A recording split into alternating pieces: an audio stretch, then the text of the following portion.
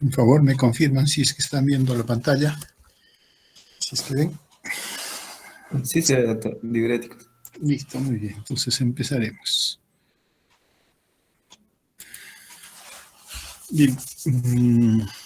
Dentro de los fármacos que podemos considerar, ¿no?, que tienen efecto a nivel cardiovascular, por todo lo que se ha nombrado anteriormente, están los diuréticos.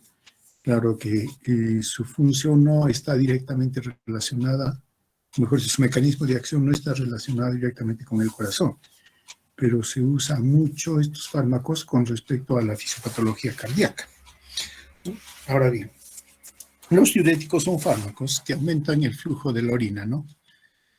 Y claro, esa sería su definición. La mayoría ciertamente actúa a través de la excreción del sodio, incluso el cloro, porque el sodio es un catión y siempre debe andar con un anión, y ese anión generalmente es el cloro, ¿no? Entonces, si se mueve sodio, se mueve cloro. Pero en fin, entonces, estos fármacos son utilizados para regular el volumen, ciertamente, de los líquidos corporales, y podemos mencionar sangre y todo lo demás, y también la composición, porque, como vamos a ver, son fármacos que estimulan la excreción renal de agua y de electrolitos, y es que altera el transporte iónico a lo largo de la nefrona. De esa manera actúan. El objetivo fundamental sí es conseguir un balance negativo de agua, o sea, que se extraiga agua del organismo por alguna razón, pero lo cierto es que los diuréticos no actúan directamente sobre el agua, sino actúan movilizando el agua, ciertamente, pero a través del sodio, que es la mayoría de los diuréticos. Y se les suele llamar diuréticos natriuréticos. El otro mecanismo, que en realidad corresponde a solo un grupo, es a través del manejo de la osmolaridad. Entonces tenemos los diuréticos osmóticos. Ahora bien, ciertamente el objetivo de los diuréticos es conseguir un balance negativo del agua en el organismo, como mencionamos, y esto da lugar a alteraciones hemodinámicas y también alteraciones renales.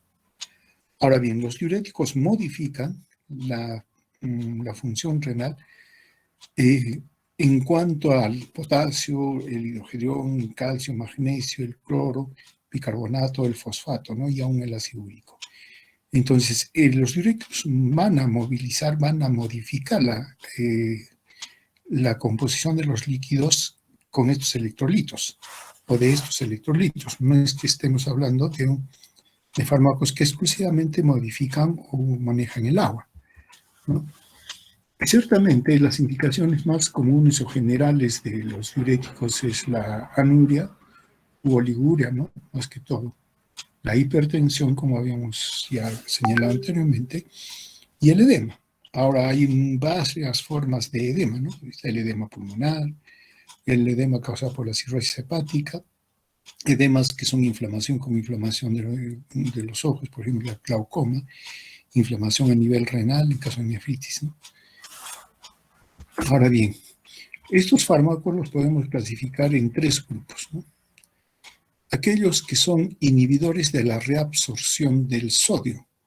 Si inhiben la reabsorción del sodio, entonces significa que el sodio se queda en la luz de los túbulos y va a ser eliminado, ¿no? Por eso son natriuréticos. Pero la presencia del sodio a nivel, o la permanencia del sodio a nivel del túbulo, de los túbulos de la nefrona, va a ejercer su efecto osmótico, y eso va a hacer de que el agua se retenga. Entonces se inhibe la absorción del sodio y se va a eliminar, pero eso va a retener al agua. Y entonces tenemos el efecto de aumentar volumen a nivel renal de agua y aumenta la diuresis, ¿no? Entre ellos tenemos los diuréticos de asa, como la furosemida, bumetanida, la torsemida, los diuréticos tiacídicos, como la bendroflumetacina, hidroclorotiazina, clortalidona, indapamina. Los diuréticos ahorradores de potasio, se evitan que se pierda el potasio, espironolactona, amilorida, triamtereno, ¿no? Y por otro lado están los diuréticos osmóticos, como el manitol, el isosorbide también, ¿no? Y hay un grupo especial que son los inhibidores de la anhidrasa carbónica, como la acetazolamida, la dorzolamida, ¿no? Entre los que podemos mencionar en este momento. Y sí, cada uno de ellos tiene su lugar en la nefrona donde actúan. Sobre todo estamos hablando de los túbulos, ¿no? La acetazolamida, por ejemplo, actúa en la primera parte de la nefrona, en el túbulo contorneado proximal, porque es allí donde principalmente se maneja el bicarbonato, ¿no? Ustedes se acordarán por fisiología, entonces allí van a actuar. Los agentes osmóticos sí van a actuar a lo largo, en realidad, de los túbulos. Lógico que si mencionamos, hay ciertos sectores de los túbulos que son impermeables al agua, no, entonces como que ahí no tendrían efecto. Pero, vuelvo a repetir, los diuréticos osmóticos como el manitol, donde están ejercen su efecto osmótico y atraen agua, ¿no? Están los fármacos de acción de gas que actúan a nivel de la engenle, sobre todo en la rama ascendente gruesa de la engenle, aquí, ¿no?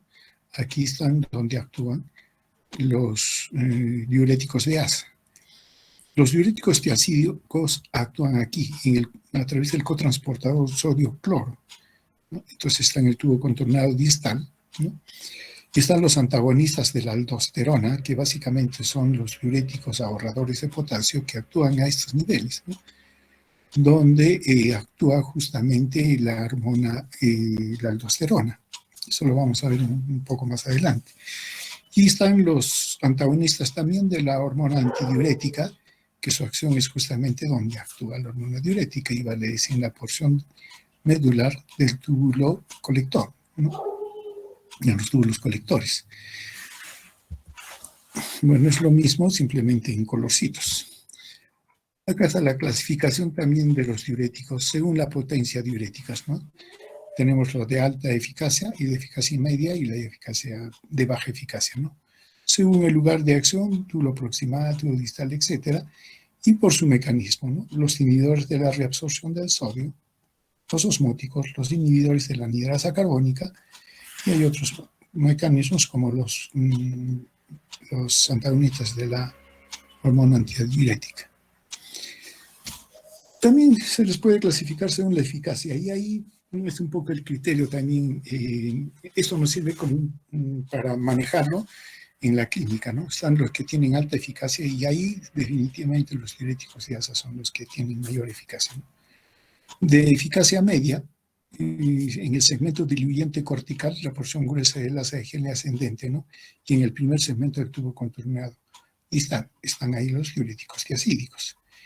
Y de eficacia ligera están los diuréticos ahorradores de potasio, los inhibidores de la anhidrasa carbónica y los diuréticos osmóticos.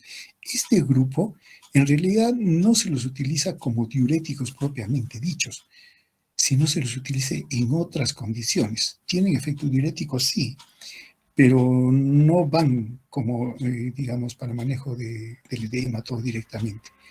Eso lo vamos a ver un poco más adelante, ¿no? Empezamos con los inhibidores de la anhidrasa carbónica. Trabajan a nivel del túbulo contorneado proximal, porque allí es donde se absorbe el bicarbonato, ¿no? Ahora, la anhidrasa carbónica ciertamente es una enzima que se presenta en los glóbulos rojos, en el cerebro, a nivel renal, en las vías digestivas, etc., ¿no? Y básicamente cataliza la interconversión de bicarbonato y dióxido de carbono. Simplemente para recordar, porque ustedes lo saben perfectamente, estamos al nivel de la nefrona, en el tubo contorneado proximal. Este es el epitelio. Acá está la luz del túbulo y, bueno, este es el intersticio dirigido hacia la sangre, ¿no? Muy bien. No vamos a hablar de la gradiente ni nada de cosas a este nivel, pero sí nos interesa lo siguiente. El bicarbonato está en la luz intestinal porque simplemente ha sido filtrado, ¿no? A nivel del epitelio hay un contratransportador que por la gradiente de sodio ingresa y eso hace que saque al hidrogeno. O sea, aquí el que impulsa esto es el sodio por su gradiente. Va a ingresar, ¿no?, de la luz al interior de la célula, del epitelio, célula del epitelio, y eso hace que salga el hidrogeno. El hidrógeno se combina con el bicarbonato, tenemos el ácido carbónico, y el ácido carbónico se disocia en agua y CO2 por acción de la anhidrasa carbónica. El CO2 ingresa, luego también por acción de la anhidrasa carbónica dentro de la célula es hidratado. Entonces lo que tenemos es el ácido carbónico y luego el bicarbonato. Nuevamente, el bicarbonato es absorbido. De esa manera se recupera al bicarbonato. ¿Listo? Y por cada molécula de bicarbonato que se reabsorbe, se elimina un hidrógeno. Listo. Y todo lo demás, ¿no? Entonces, si tenemos un fármaco que inhibe a la anhidrasa carbónica, simplemente esto no se va a dar. Y el bicarbonato seguirá su trayectoria a lo largo de la neurona. El efecto, claro, primero, y ustedes ya se darán cuenta, estamos perdiendo bicarbonato. Pero el bicarbonato tiene su efecto también osmótico, porque finalmente es una partícula, ¿no? Pero si lo comparamos con el sodio, su efecto osmótico es mucho menor. Por eso, como inhibidor, como diurético propiamente, no es utilizado. Es utilizado en otras condiciones que sí es necesario, ¿no? Entonces, los inhibidores de la anhidrasa carbónica actúan, como dijimos, en el tubo contorneado proximal, principalmente, provoca una mayor eliminación de sodio, claro, porque se va a ir junto con el bicarbonato, ¿no? La mayor eliminación del cloruro de sodio se absorbe a nivel del asa de Henle, ¿no? Eso es cierto, ¿no? Con una eficacia ligera, que llega solo al 5%. Y eso va a dar lugar, como mencionamos, como el bicarbonato no se absorba, lo que va a suceder, entonces vamos a tener una orina alcalina. Y ustedes ya saben cómo se alcaliniza la orina, ¿no? Y el efecto adverso que vamos a tener, obviamente, va a ser la acidosis metabólica, porque estamos perdiendo bicarbonato. Y también se va a perder potasio. Y eso después vamos a ver que no es solo problema de los inhibidores de la anhidrasa. ¿En qué se utiliza sobre todo los inhibidores de la anhidrasa carbónica? En el glaucoma. Para reducir el volumen del humor acuoso a nivel del globo ocular. Ese es su principal uso actualmente. También se le está utilizando para prevenir el mal de montaña agudo, sobre todo en las personas que van a ascender a la altura. Entonces, 2 días o un día antes, se les sugiere que tomen una anhidrasa carbónica, un inhibidor, acetazolamida, por ejemplo, para evitar, porque en la altura va a haber edema. Ahora bien, se inhibe la enzima, la anhidrasa carbónica, con la acetazolamida, por ejemplo, que es el fármaco modelo de este grupo, ¿no? También está la dorzolamida, ¿no? La reabsorción no ocurre y aumenta la concentración en el tubo. Escaso efecto diurético, ¿no? Y las indicaciones más importantes, como mencionamos, es a nivel ocular, porque reduce la presión intraocular.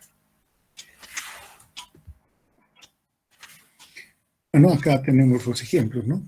Ambos, la acetazolamida y la diclorfenamida, ya vamos mencionando 3 más, suprimen la absorción del bicarbonato de sodio proximal y aumentan su eliminación. Bueno, acá están los otros, lo mismo, ¿no? La acetazolamida, la diclofenamida, la metazolamida, ¿no? Administrados, y todos actúan por vía oral. También se pueden administrar por vía endovenosa, ¿no? En el caso de la acetazolamida. La acetazolamida se administra por vía oral una vez al día. Sus usos terapéuticos, el tratamiento del glaucoma, y como coadyuvante también al nivel de la epilepsia y en el mal de montaña, ¿no? Agudo. Sus efectos pueden presentar acidosis metabólica, que es leve en realidad, agotamiento de potasio, la pérdida, formación de un cálculo renal, eso sí, debido a que se alcaliniza la orina. Y si esto se utiliza por largo tiempo, entonces sí hay esos problemas, ¿no? Puede causar somnolencia y aún parestesias, ¿no? Su potencia diurética es débil, su acción, ya mencionamos, a nivel de las células epiteliales del túbulo proximal, y con lo que habíamos mencionado su mecanismo de acción. El sodio se va a reabsorber posteriormente en el ACE Henle, por ello es que su eficacia diurética también es menor. Lo que sí vamos a tener que a nivel de la orina se elimina sodio, potasio, calcio y el bicarbonato. Bueno, lo mismo, ¿no? El uso de la acetazolamida en el glaucoma por disminuir la producción del humor acuoso en tratamiento prolongado, no agudo, ¿no? Ahora bien, ciertas epilepsias pueden ser tratadas, pero como coadyuvantes, sobre todo cuando es por presión endocraniana, ¿no? Efectos adversos, acidosis metabólica, hipopotasemia intensa y la formación del cálculo renal. Este es lo mismo. Pero los efectos adversos, ¿no? Derivados de las sulfonamidas, bueno, toxicidad cutánea, puede haber hipersensibilidad, somnolencia, parestesias, ¿no? También tiene una desviación del amoníaco normal desde la orina hasta la circulación sistémica, ¿no? Y esto puede dar lugar a una encefalopatía hepática. Es más raro este efecto, ¿no? Indicaciones. Los inhibidores de la anhidrasa carbónica. Insuficiencia cardíaca congestiva, si es que lo utilizamos como por su efecto diurético, ¿no? Para disminuir el volumen. Edema por fármacos, puede ser, pero estos son los usos que se le da. Glaucoma de ángulo abierto, para corregir la alcalosis metabólica, claro, en este caso, si es que tenemos una alcalosis, nos funciona bien, y en casos de epilepsia. Contraindicaciones: cirrosis hepática, acidosis hiperosmolar, lógico, enfermedad pulmonar obstructiva grave por posible complicación a nivel pulmonar. El segundo grupo vendrían a ser los diuréticos osmóticos. Bloquean la reabsorción de agua, actúan en el túbulo proximal y porción descendente del ACE Henle. Claro, porque, digamos, son segmentos permeables al agua. Los otros segmentos no son permeables. Y la última parte de la reforma es permeable al agua, pero dependiente de la hormona antidiurética y de la aldosterona. Pero en estos otros lugares sí son permeables, ¿no? Entonces es lógico que se mencione que actúan ahí. Pero, como menciono, su efecto osmótico es a lo largo de toda la nefrona, ¿no? Se filtran en su totalidad por el glomérulo, son administrados por vía endovenosa, no se reabsorben a nivel del túbulo y se excreta a través de los mismos túbulos colectores hacia la orina. Ahora, son sustancias en realidad de bajo peso molecular, ciertamente, y debido a que no pueden ser reabsorbidos, crean un gradiente osmótico en la luz tubular. Y esto, al permanecer en el túbulo, va a permanecer también en el agua. Y eso va a evitar que sea absorbido. Pero bien, pero a su vez también se evita la difusión pasiva de ciertos iones, como el calcio, el fósforo, el magnesio, ¿no? Incluyendo ácido úrico y urea. Estos diuréticos osmóticos pueden ser útiles para forzar la diuresis, por ejemplo, en la intoxicación barbitúrica. Y se produce gran diuresis, ¿no?, en cantidad. Y eso favorecería la eliminación del agente tóxico. Sí se utiliza para mantener la diuresis y evitar la anuria en politraumatismos, por ejemplo, operaciones cardiovasculares, etc. El fármaco de este grupo es el mannitol, ¿no? Son, entonces, principalmente sustancias osmóticamente activas y farmacológicamente inertes, porque no actúan, no tienen una molécula blanco, no lo tienen, ¿no? Ahora bien, tenemos al mannitol, el isosorbide y aún la urea, ¿no? Ahora bien, su potencia diurética es elevada. Su lugar de acción es en los segmentos permeables al agua, túbulo contorneado proximal, rama descendente de hace Henle, y en el túbulo colector, claro que ahí estaría la hormona diurética, ¿no? Mecanismos de acción: aumenta la presión osmótica dentro del túbulo y eso evita o disminuye la reabsorción de agua. Aumenta el volumen de orina y por lo tanto, y como hay mayor volumen de orina, es lógico que arrastre al sodio también. Pero en realidad el sodio acá no es arrastrado, no es que tenga el efecto osmótico, ¿no? Ahora bien,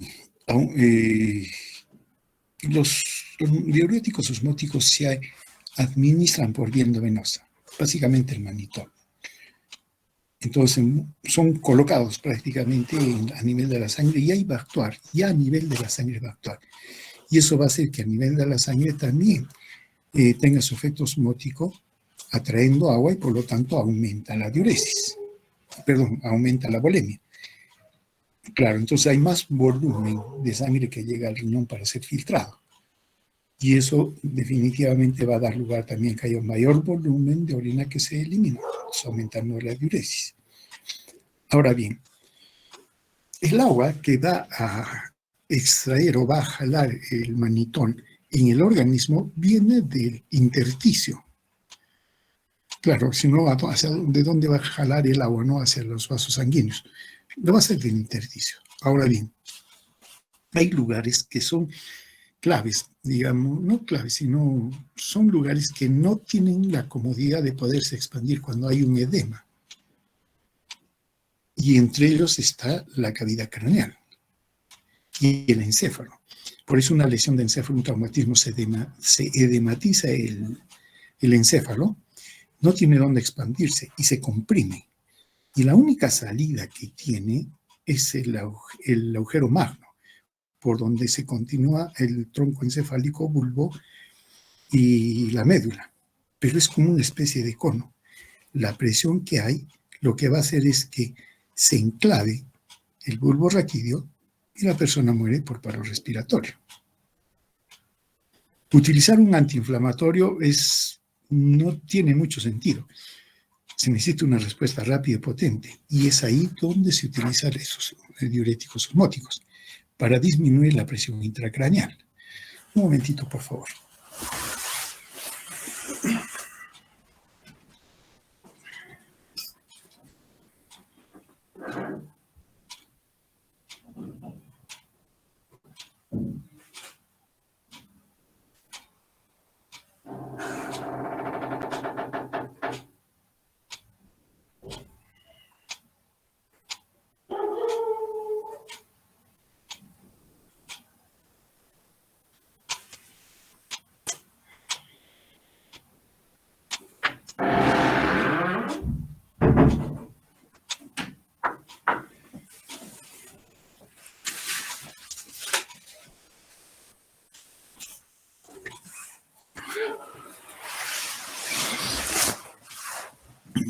Gracias. Y otro lugar donde sí tienen su efecto es, digamos, más, es evidente, ¿no? Es en la disminución de la presión intraocular. También por el mismo mecanismo, ¿no? De extraer el líquido de la cavidad. Pero vuelvo a repetir, en realidad su efecto de extraer líquido es de cualquier tejido, ¿no? Entonces, porque de ahí extrae el agua. Y si hay edema, extrae el líquido, entonces el edema disminuye.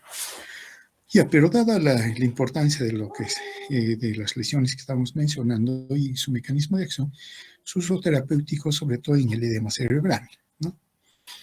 En caso de insuficiencia renal aguda, claro, también para favorecer la eliminación de una droga, ¿no? En caso de intoxicación de drogas. Efecto adverso, lógicamente, es la pérdida de agua. Eso significa deshidratación. No se aconseja administrar caso de insuficiencia cardíaca congestiva y edema pulmonar. Bueno, ese es el mecanismo de acción que mencionamos, ¿no? Ahora bien, Básicamente su mecanismo es retener agua, ¿no? El manitol es el agente prototipo, es un polisacárido que pasa fácilmente por el glomérulo, ¿no? Por filtración glomerular. No es reabsorbido, de esta manera será eficaz en retener agua en el espacio intraluminal, ¿no? Y justamente por ese mecanismo también es excretado. Y definitivamente, si hay mayor volumen de agua que se está extrayendo también más iones de sodio, ¿no? Por lo tanto, produce pérdida de agua y sodio. Ahora, entonces, se elimina más agua que sodio, entonces es un acuarético. Expande el líquido extracelular. Y eso también es cierto. Por ello, no se utiliza como un diurético propiamente, ¿no? Usos: prevenir el edema o controlar el edema cerebral, disminución de la presión intraocular. El manitol es el fármaco representante de este grupo, ¿no? No se absorbe, por eso tiene que ser administrado por vía endovenosa para que tenga su efecto. Como mencionamos, administrar por vía endovenosa, su efecto aparece, es inmediato, pero el efecto diurético, sí, claro, hasta que es filtrado y todo lo demás, aparece en a 3 horas. Su vida media es de 15 a 15 minutos. Yo diría que aquí no podemos hablar de tiempo de vida media, porque va a permanecer, mientras permanezca en el organismo va a estar, ¿no? Luego va a ser eliminada, no es metabolizada ni nada, ¿no? Sí permanece confinado en el espacio extracelular donde se le colocó, entonces, en este caso, vasos sanguíneos, no atraviesa la barrera encefálica, se metaboliza, prácticamente no se metaboliza, y es excretado por la orina. Útiles en caso de insuficiencia renal aguda para forzar la diuresis, intoxicación aguda por salicilato, por bromuro barbitúrico, por ejemplo, para facilitar su eliminación. En caso de glaucoma, edema cerebral, hipertensión intracraneal, hipertensión intraocular. Estas las dosis que se utilizan, ¿no? Bueno, simplemente los presentamos para conocimiento. Efectos secundarios: expande el volumen extracelular, eso hay que sí tener en cuenta. Cuando estamos hablando de volumen extracelular, estamos hablando básicamente de volumen sanguíneo, volemia, ¿no? Puede causar cefalea, hipotensión, náuseas, vómitos, somnolencia, deshidratación, hiponatremia, acidosis metabólica, fiebre, escalofríos, tromboflebitis y urticaria. Y contraindicaciones: insuficiencia cardíaca congestiva, edema agudo de pulmón, hemorragia intracraneal activa, ahí más bien está contraindicado, anuria e hipovolemia. Entonces, miren, los dos primeros grupos que hemos mencionado no se utilizan como diuréticos propiamente, ¿no? Sino tienen indicaciones específicas para su utilización. Y son diuréticos débiles, ¿no? Como se les clasifica. Ahora sí entramos a los que son los diuréticos, y entre ellos los diuréticos de alto techo o fuertes o los más potentes, entre ellos los diuréticos de asa. Definitivamente este es el grupo que tiene mayor potencia diurética, ¿no? Son inhibidores reversibles del zinc portador o cotransportador sodio o potasio 2-cloros, que está ubicado en la rama ascendente gruesa de la gente. Entonces, van a inhibir la absorción de esos tres electrolitos, ¿no? Y ellos van a permanecer en la luz del túbulo, evitando que el agua sea absorbida. Ahora bien, hay toda si bien es cierto, el transportador trabaja con estos 3 iones, pero estos diuréticos de asa aparentemente se ligarían en el lugar de unión al cloro, ¿no? Ahí sería digamos, la unión en cuanto a la molécula diana que tiene, o receptor. Tenemos a las sulfonamidas, entre la furosemida, la más utilizada, conocida y todo lo demás. Está la bumetamida, toracemida, piretamida, axosemida, heparamida, ¿no? Aquellos que no son sulfamidas, el ácido etaclínico. Como mencionamos, va a inhibir este transportador, el cotransportador, de tal manera que inhibe la absorción de sodio-cloro, ¿no? Y eso hace que permanezca en la luz y tenga un efecto de retener el agua, ¿no? Ahora bien, hay diferencia este fármaco, o los fármacos, sobre todo la furosemida, se produce, se secreta a nivel tubular, ¿no? Ahora bien, son conocidos como diuréticos de alto techo, ¿no? Tienen gran potencia diurética, facilita una excreción entre el 25 a 30% del sodio filtrado, ¿no? Si lo comparamos con el sodio filtrado normal, que vendría a ser 1%, entonces se elimina 25 a 30%, ¿no? Y esto da lugar a una diuresis profusa. Lugar de acción, la porción gruesa del asa de Henle, la rama ascendente. Su mecanismo, como mencionamos, inhibición del cotransportador sodio-potasio-cloro. También inhibe la reabsorción, pero esto ya por el mecanismo, como se está reabsorbiendo sodio, potasio, cloro, entonces se va a modificar la reabsorción también de calcio y magnesio.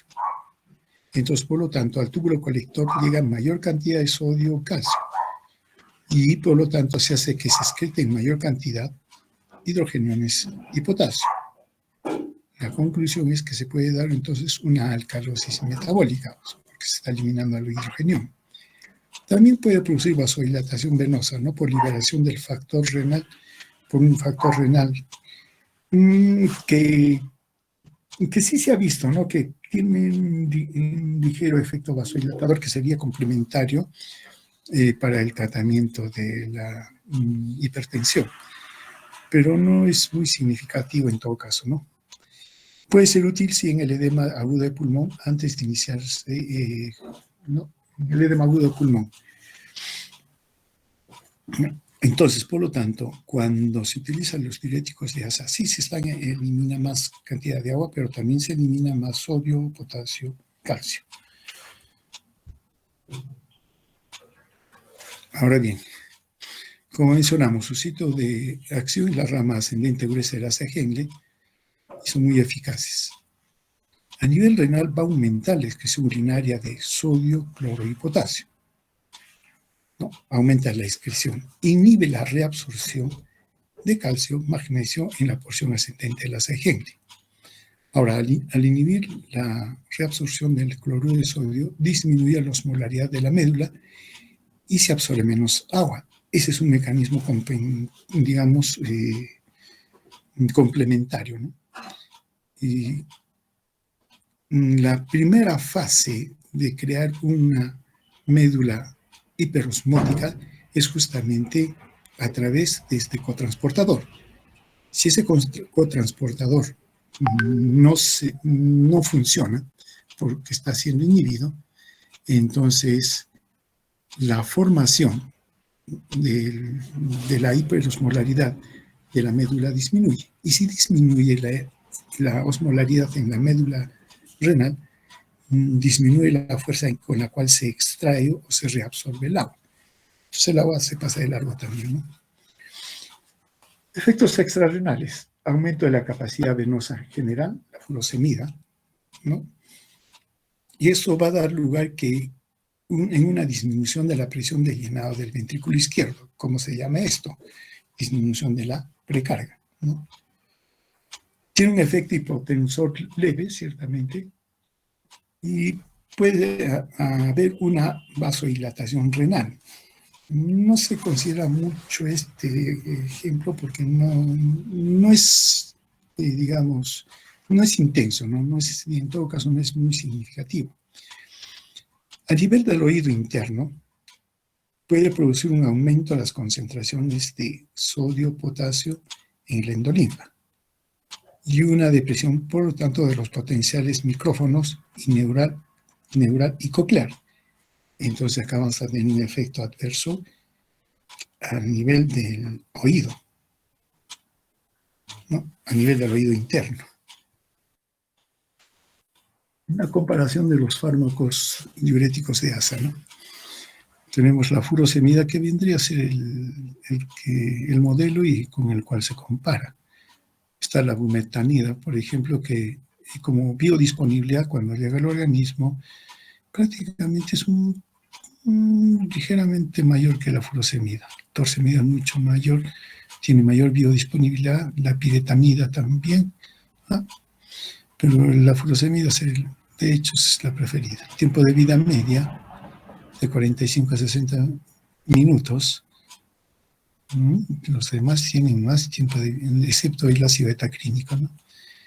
Inicio de su acción diurética, vía oral en 20 a 60 minutos, vía endovenosa al inmediato 5 minutos, y sí, tienen más o menos el mismo tiempo de inicio. Efecto máximo en 1 a 2 horas, prácticamente la piretamida y el ácido betaclínico, aunque no, la piretamida sería la única que tiene efecto máximo más tardío, ¿no? Duración de acción, furosemida 6-8 horas, y prácticamente los demás también, con excepto la bumetanida, que tiene menor tiempo de duración, de efecto. Excreción vía renal y biliar, la furosemida, la bumetamida y la torsemida piretamida por vía renal exclusivamente. Su potencia diurético, la furosemida como 1, en comparativo la bumetamida, 4 veces más su potencia diurética. Esto está interesante. Torsemida, piretamida, 7 veces más. Pero de lejos, de hecho, la furosemida es la utilizada. Habría que averiguar por qué las otras no son utilizadas por su potencia, ¿no? Ahora bien, como mencionamos, la furosemida y el ácido betaclínico tienen otros efectos. Entre ellos, inhiben a la bomba así de sodio, potasio, ATPasa, a la bomba de calcio microsomal y aún a la de nitrato ciclasa. Inhiben la glucólisis, la respiración mitocondrial, a la fosfodiesterasa. Y entonces, por estos otros efectos vamos a tener efectos adversos que no convienen. Hiponatremia, bueno, porque se está perdiendo sodio definitivamente. Y esto da lugar a disminución del líquido extracelular, claro, se pierde líquido. Hipotensión, por el mismo mecanismo, disminución de la filtración glomerular, si es que hay una disminución de la volemia, lógico. Alteración en la audición, como estábamos comentando, vértigos, ¿no? Y también puede haber trastornos gastrointestinales, parestesias y exantemas cutáneos, que vendrían a ser problemas de hipersensibilidad. Contraindicaciones, bueno, hipersensibilidad al fármaco, ¿no? Anuria en el primer trimestre del embarazo y lactancia, ¿no? En casos de deshidratación, hipopotasemia, hiponatremia, ¿no?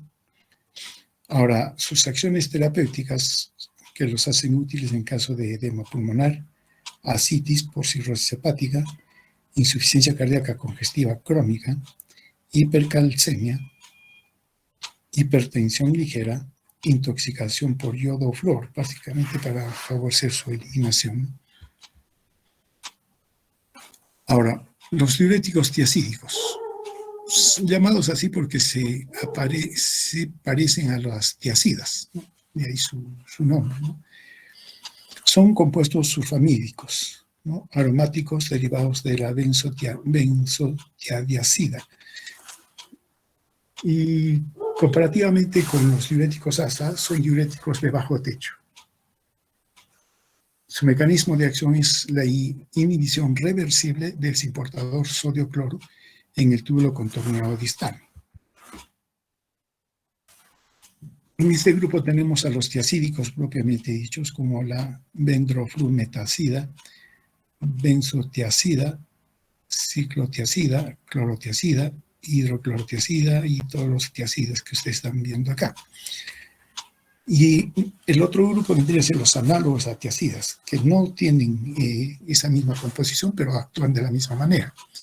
La clortalidona, la indapamida, metolazona, quinetazona, cipamida, ¿no?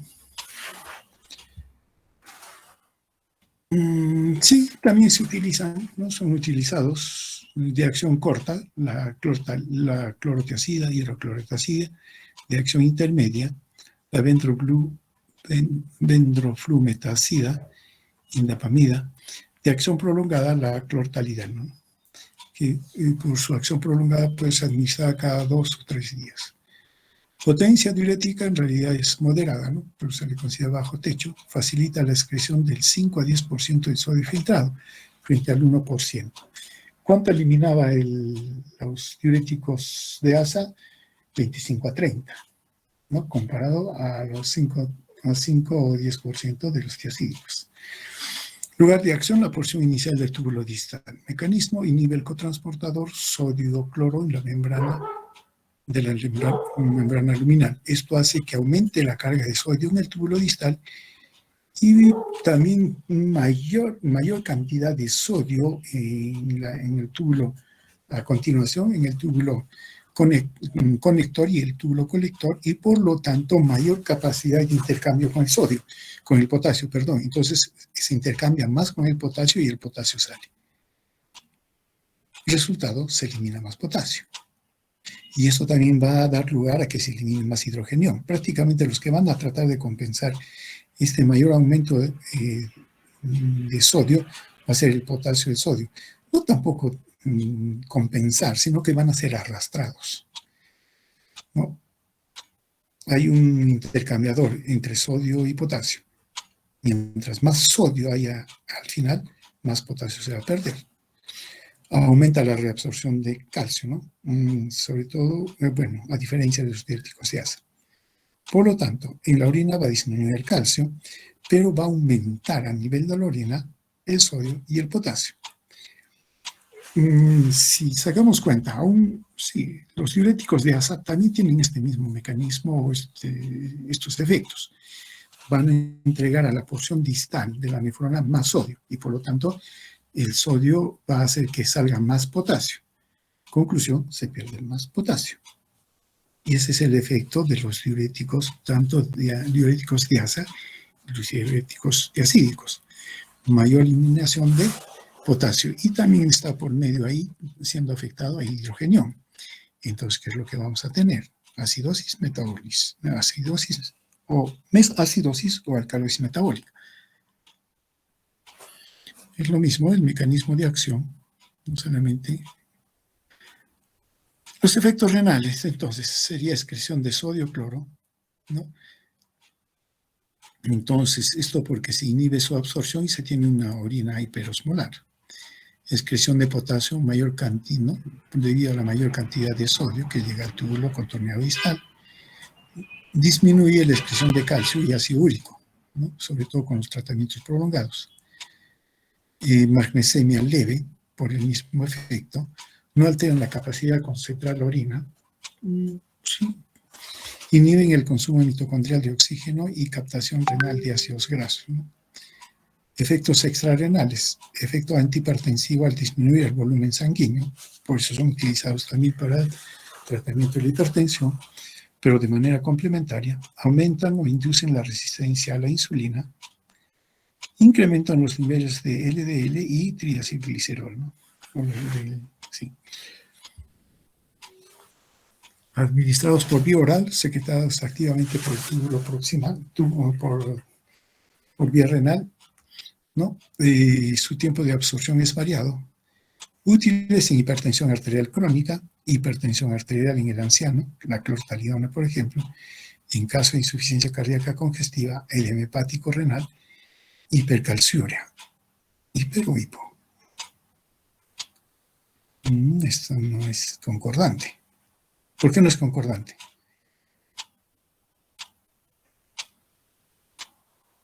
Bueno, mientras vamos... Receptor del calcio.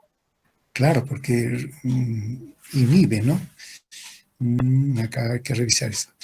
Efectos adversos de los diuréticos y ácidos. Hipopotasemia, hipercalcemia, claro, acá está. A hipercalciuria sería, lógico, no hipercalcemia, hipercalciuria. Efectos adversos a la hipercalcemia, acidosis metabólica, ¿no? Que puede ser a veces intensa, hiperuricemia, porque disminuye su eliminación, hiperglicemia. Y eso hace que estos fármacos diuréticos tengan que ser utilizados con mucho cuidado en caso de los pacientes diabéticos. Contraindicado en personas que tomen glucósidos cariotónicos que tengan diabetes mellitus. Y también personas que tengan gota. También la impotencia. Un cuadro comparativo, ¿no? De la disponibilidad, tiempo de vida media, la potencia diurética. Aquí no son su potencia no es muy alta, ¿no? Ejemplo, la metazalona y la indapamida, que serían los más potentes, ¿no? Dentro de los efectos adversos, ¿no? Si es que se administra por alguna razón, que hacía más quinidina, va a prolongar el intervalo QT en el electrocardiograma. Claro, entonces es un efecto cardíaco. Puede dar lugar a la fibrilación ventricular y esta combinación puede ser letal. No combinar nunca un diurético tiazida con una quinidina. ¿En qué se da quinidina? Es un antipalúdico. ¿Un paciente con paludismo puede tener un problema renal? Sí, puede tenerlo. Puede tener hipertensión, puede tener hipertensión, ¿no? Entonces, pero contraindicado esta combinación. Otros efectos: hiponatremia por su mecanismo de acción, hipotensión, hipomagnesemia leve, disminución del volumen extracelular, hipopotasemia porque se pierde, alcalosis metabólica, claro, se está perdiendo hidrogeniones, artralgias, hiperuricemia, aumento de las LDL. Contraindicaciones. Bueno, ni qué decir, la hipersensibilidad esta, ¿no? No hace falta mencionar inclusive. Anuria severa, anuria o severa oliguria. Contraindicaciones: severa depresión del sodio y fluidos, enfermedad de Addison. ¿Y por qué enfermedad de Addison? Hipercalcemia, enfermedad hepática severa, terapia concurrente con litio. Entre las acciones terapéuticas que se tienen con ellos es en la hipertensión arterial, edema relacionado con insuficiencia cardíaca, congestiva o cirrosis hepática, diabetes insípida, nefrogénica, pero más antes nos decían que en el caso de diabetes tenemos que tener cuidado. ¿Qué cosa es la diabetes insípida?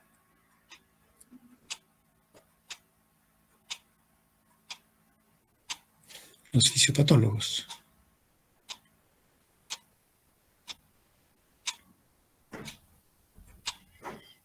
¿Qué es la diabetes insípida?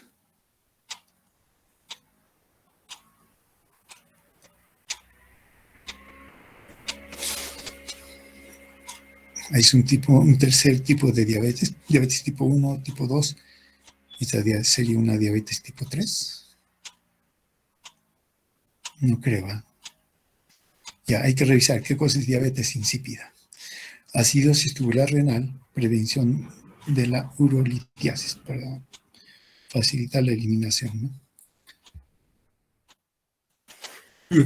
Bien, si tomamos solo en cuenta los dos últimos grupos farmacológicos que sí se utilizan como diuréticos, uno de los efectos a nivel renal que tienen los dos es que facilitan, o mejor dicho, aumentan la excreción de potasio. Si esto lo consideramos en pacientes que son tratados de manera prolongada, entonces allí sí se va a ver el problema de la pérdida de potasio. Y ustedes saben que el potasio es, mejor dicho, sí, el potasio es muy importante en el sistema circulatorio. Y no solamente el sistema circulatorio, sino que, sobre todo, células que son excitables se van a ver afectados. Entre ellos, ni qué decir el corazón.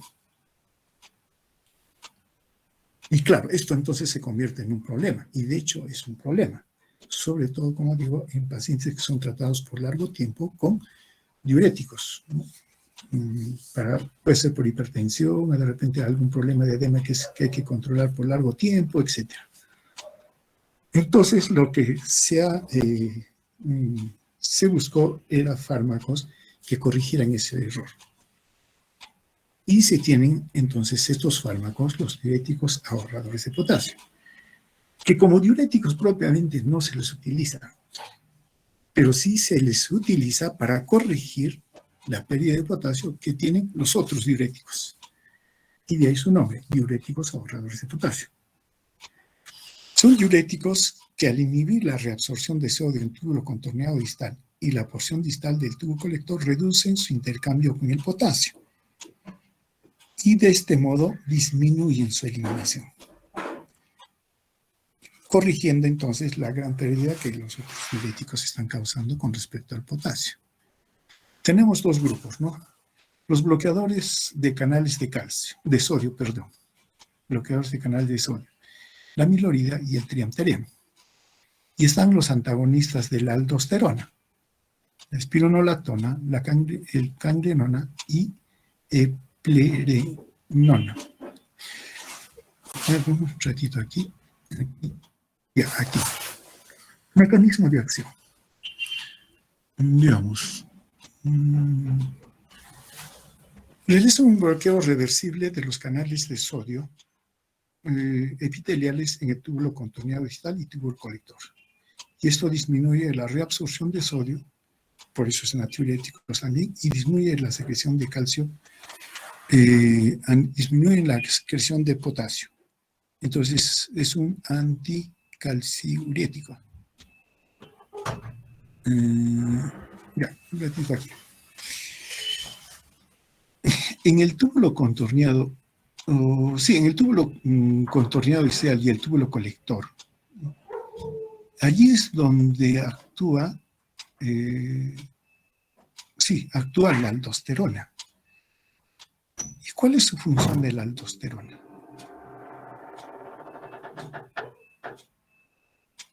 ¿Cuál es?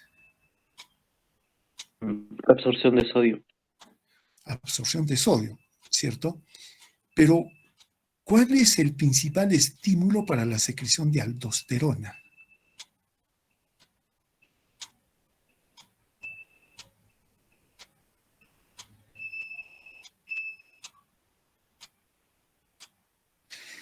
Claro, una hormona se libera en función a algo, porque algo controla. ¿Cuál es el estímulo principal para la secreción de aldosterona? Aumento de osmolaridad. Aumento de osmolaridad. No. Hipovolemia. La disminución de sodio. Claro, siempre hacemos alusión, cuando hablamos de renina, angiotensina, aldosterona, ¿no? ¿Por qué sale este sistema? Porque hay una disminución de volumen o disminución de la osmolaridad, medido en sodio. Y esto hace que el sistema renina-angiotensina se active y todo lo demás, y al final uno de los pasos de la angiotensina 2 es activar o inducir la liberación de la aldosterona. Y la aldosterona, ¿qué cosa hace? Favorece la reabsorción del sodio. Listo, hasta ahí llegamos bien. Pero la pregunta es, ¿cuál es el principal estímulo para la liberación de aldosterona? La angiotensina 2, mediante todo el mecanismo que hemos mencionado.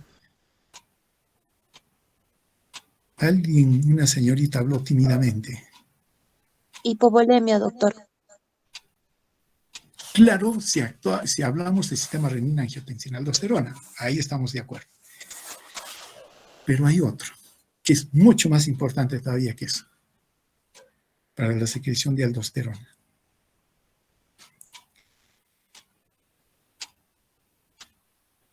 Funciona ahí, sí, Hiponatremia, funciona. De funciona ahí, tal cual estamos. No hay nada, no estamos en desacuerdo y funciona tal cual. Pero hay otra. ¿Cuál es? Y por hablar del sistema renina, angiotensina, aldosterona, nos olvidamos o no mencionamos.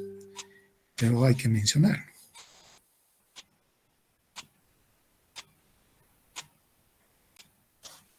Empieza con H. La I. Hiponatremia. ¿Aló? La E. La R. Hiperpotasemia, doctor. La hiperpotasemia. Es el principal estimulante para la liberación de la aldosterona. Lo otro también juega, no vamos a negar, pero es la primera. ¿Por qué? Porque con eso se elimina el potasio. Y volvemos a decir, el corazón es bien sensible al potasio, tanto a la hipopotasemia como a la hiperpotasemia. Entonces, por eso está la aldosterona. Nos olvidamos de esta parte, hay que recordarla. Entonces, por la aldosterona se elimina el potasio. Por efecto de la aldosterona se elimina el potasio. Pero ¿cómo lo hace? Favoreciendo la apertura de los canales de sodio a este nivel. Viene la aldosterona, es una hormona que actúa a nivel del núcleo, ¿no? Y hace que el núcleo exprese más canales de sodio. Y al aumentar la producción de canales de sodio, el sodio que está viniendo por la luz tubular, por su gradiente va a ingresar, pero a cambio sale el potasio. Y se elimina el potasio. Entonces la aldosterona, manejando al sodio, está manejando al potasio, y lo que le interesa es botarlo al potasio. Y eso es lo que hace, ¿no? Ahora bien, si consideramos que los otros fármacos diuréticos a nivel de la luz del túbulo distal ya ofertan más sodio, es lógico que el sodio va a ingresar y se va a perder potasio. Y tenemos bien el problema contrario, una hipopotasemia. Para corregir, uno, están los bloqueadores de estos canales. Entonces, si se bloquea acá, el sodio no entra, por lo tanto el potasio no se pierde. La otra alternativa es que se bloquea a la aldosterona, que está viniendo por la sangre, se bloquea la aldosterona, ya la aldosterona no tiene ese efecto sobre la célula y la célula no fabrica o no produce canales de sodio. Y el sodio entonces ya no tiene por dónde entrar tampoco. Esa es otra forma de bloquear o anular al canal de sodio, que está a este nivel, y no se pierde el potasio. Por eso la clasificación que se tiene de estos fármacos. Los bloqueadores de calcio propiamente, ¿no?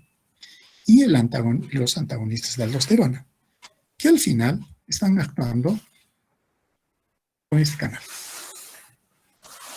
Y el efecto es el mismo.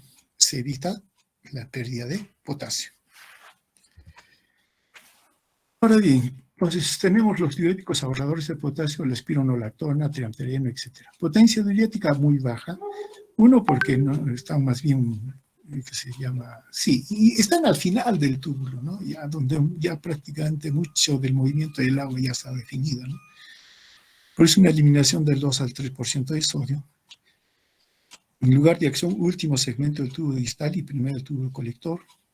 Los dos mecanismos que hemos mencionado. Inhibe el canal de sodio y la membrana luminal, ¿no? Y con ello después inhibe la eliminación del potasio, cierto, pero también de los hidrogeniones. Los hidrogeniones acá también están jugando, solo que tienen otros canalitos. O los antagonistas de la aldosterona, como la espironolactona, que compite por los receptores.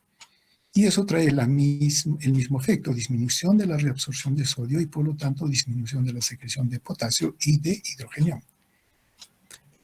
Su valor es justamente la capacidad de ahorrar el potasio, corregir ese problema que se está teniendo con los diuréticos anteriores. Disminuye en la orina el potasio, pero aumenta el sodio y el calcio.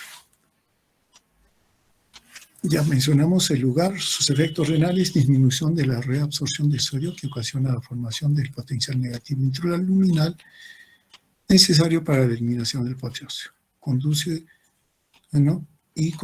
como efecto neto una disminución de la excreción del potasio.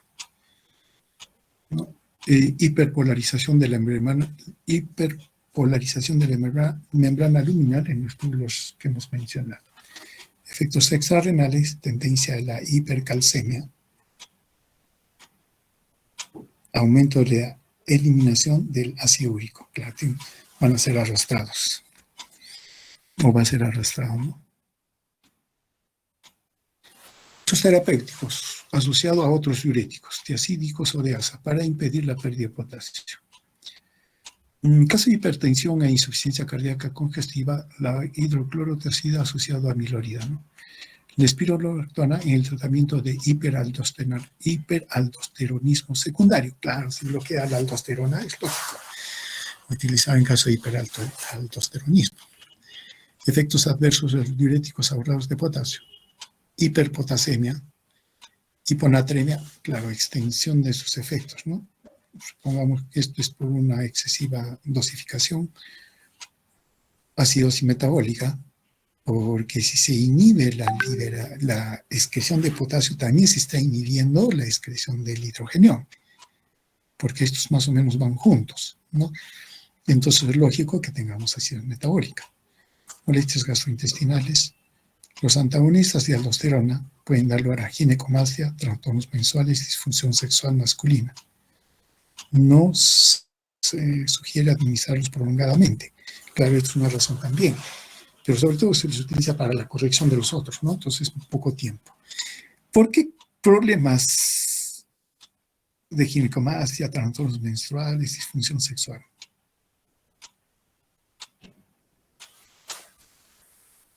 ¿Por qué?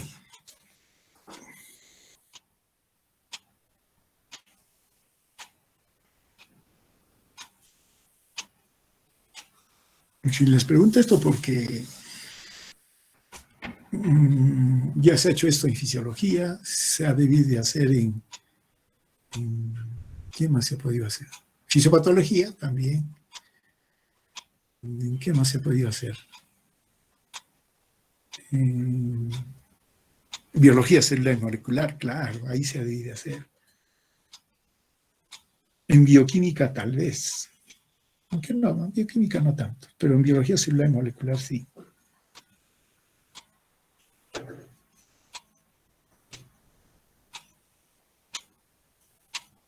Sí, en biología celular y molecular, claro, y esos son ejemplos que se dan de receptores.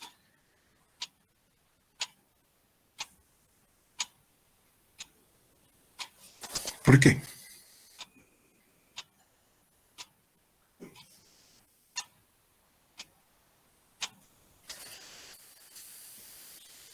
Si uno revisa la ginecomastia, trastorno menstrual, disfunción sexual masculina, de hecho está haciendo alusión a una alteración de hormonas sexuales. Ya, este es el problema de hormonas sexuales. Y entonces, ¿qué comparten los antagonistas de la aldosterona? O mejor dicho, ¿qué comparte la aldosterona con las hormonas sexuales? Claro, porque si se afecta a la aldosterona, se va a afectar también a las hormonas sexuales. Y ahí entonces vamos a tener lo que nos mencionan aquí.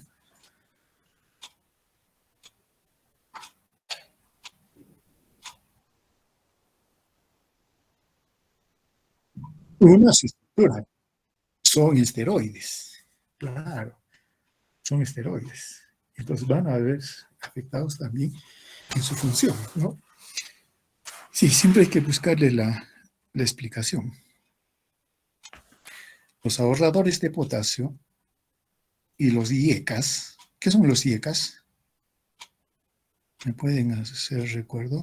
Me he olvidado qué son los IECAS. Inhibidores Los ¿Aló? inhibidores. de la enzima convertida. ¿Puede aclarar su audio? Inhibidores de la enzima convertidora. de angiotensina. ¿Para qué se utilizan?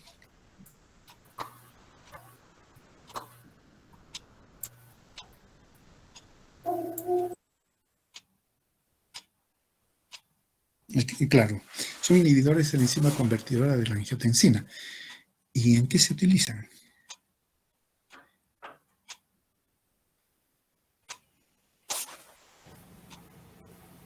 Para disminuir la presión arterial. Como antihipertensivos. Y miren, si asociamos estos dos, tenemos mayor riesgo de hiperpotasemia.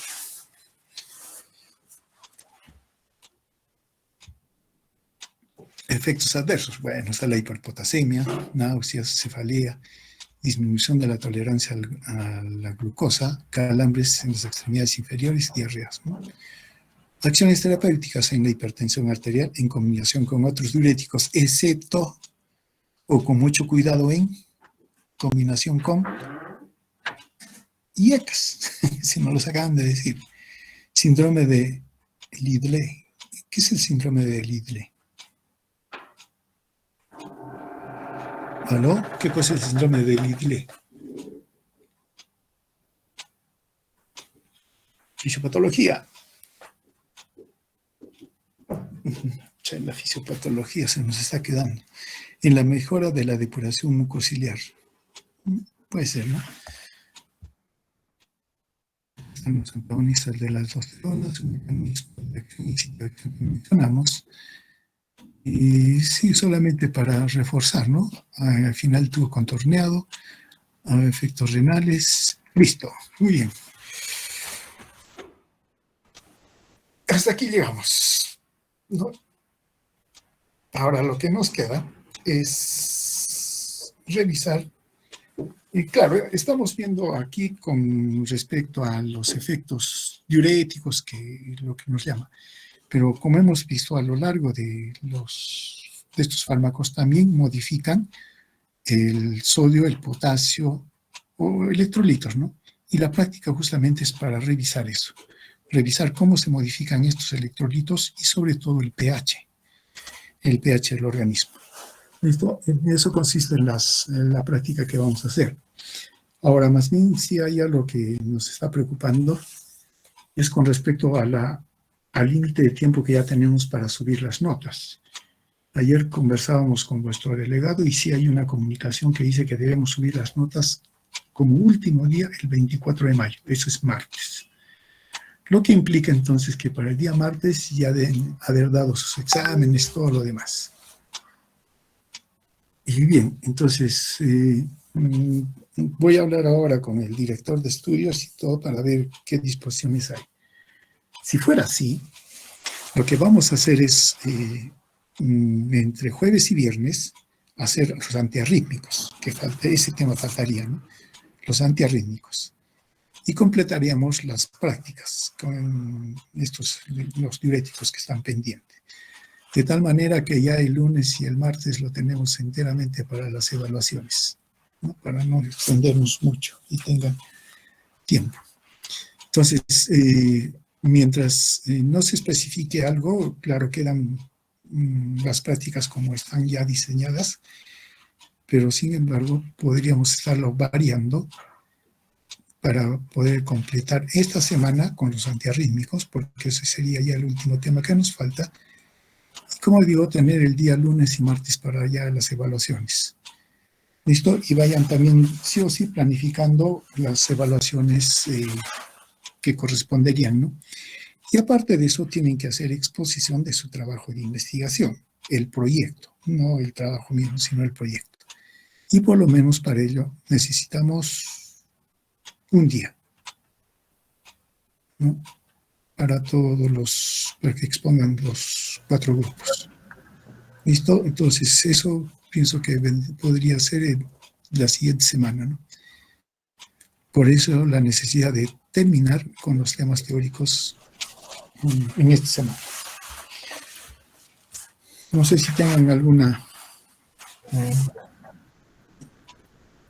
pregunta del tema primero, Sí, después.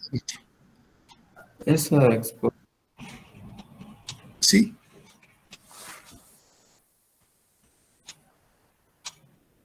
¿Alguna pregunta primero sobre el tema, ¿no?, que hemos tratado?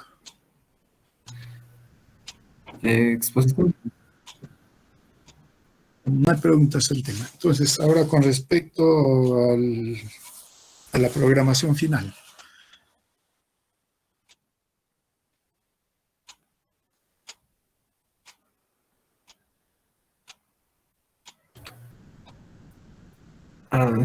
Doctor, sería entonces el lunes la exposición de los proyectos de investigación, Yo creo que sí. 7, 9, media hora cada grupo aproximadamente, o también podríamos tomar las horas.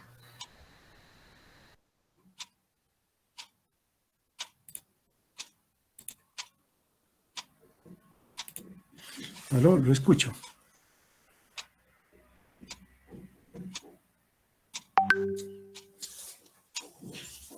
Aló. Ya. Sí, doctor. Creo que mi señal está un poco baja. Se interrumpió. Le comentaba que el lunes en todo caso sería la exposición de los proyectos.